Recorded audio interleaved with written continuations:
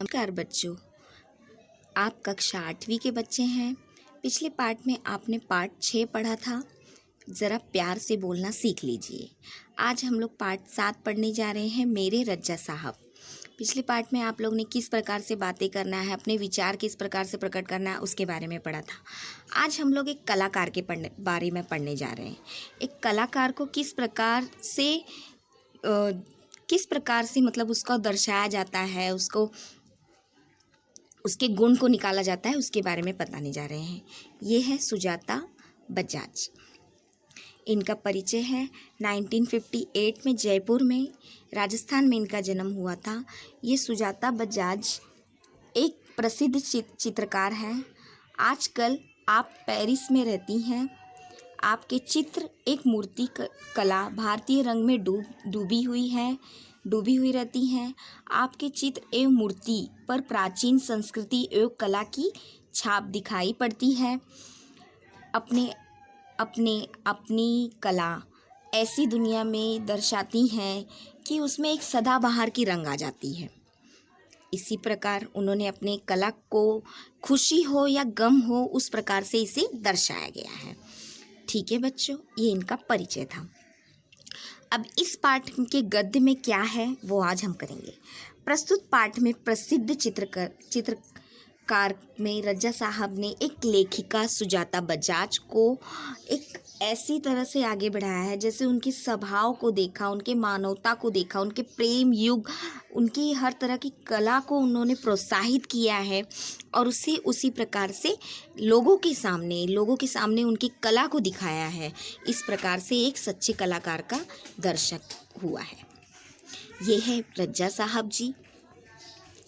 चलिए आगे हम पाठ पढ़ते हैं। पाठ नंबर 7 है मेरे रज्जा साहब। इनके लेखिका है सुजाता बजाज। 23 जुलाई सुबह ही समाचार मिला, रज्जा साहब नहीं रहे। यह सुनते ही मन सा एकदम पलट सा गया। एक कतार में पूरी यादें आ गई। पिछले फरवरी की ही बात है। मैं दिल्ली पहुंची थी अपनी गणपति प्रदर्शनी के लिए। पिछली बार वो फरवरी के दिन वो दिल्ली पहुंची थी गणपति प्रदर्शनी के लिए।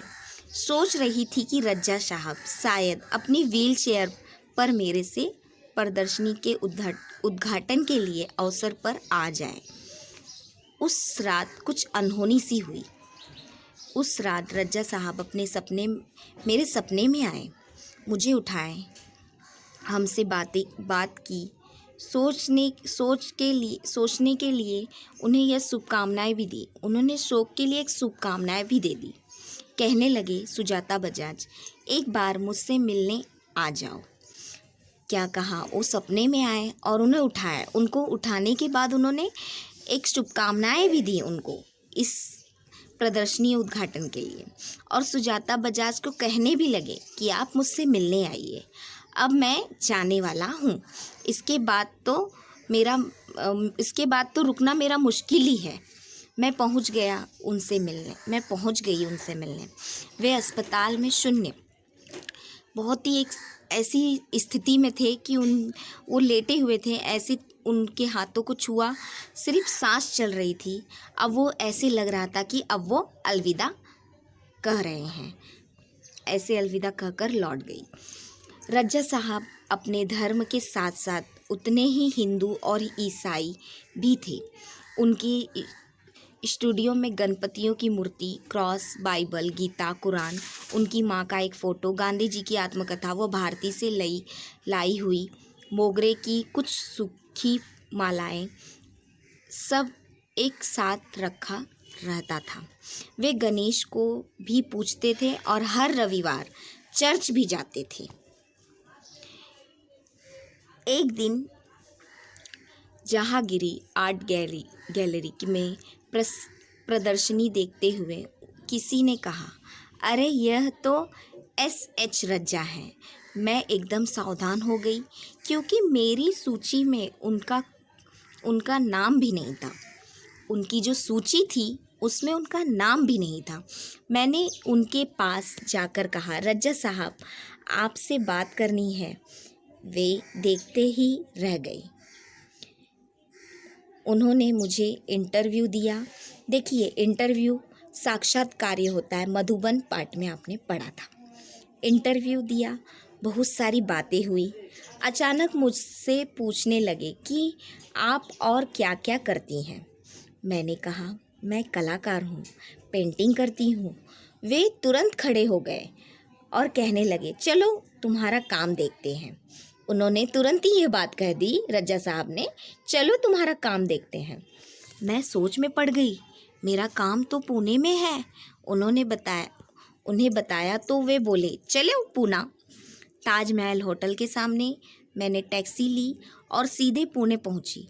उन्होंने मेरा काम देखा और फिर कहा, आपको पेरिस आना है, आपका भविष्य उज्जवल है। छोटी छोटी बात भी उनके लिए महत्वपूर्ण हुआ करती थी। एक छोटी सी भी बात उनके लिए बहुत महत्वपूर्ण हुआ करती थी।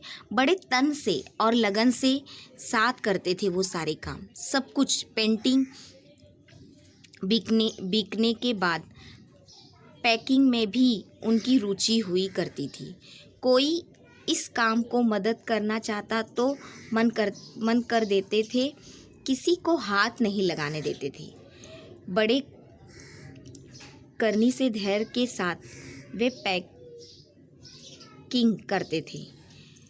कहते थे कि लड़की ससुराल जा रही है, उसे संभाल कर भेजना है।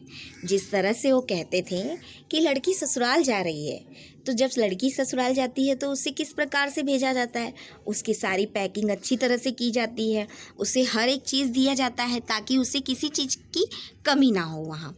उसी प्रकार वो उस तरह का पैकिंग करते थे। जब वे किसी को पत्र लिखते या कुछ पूछते, तब हर एक शब्द में उनके नाप तोल लिखा जाता था। हर पंक्ति में एक नाप तोल से उनको लिखते थे और हर तरह से बताते थे।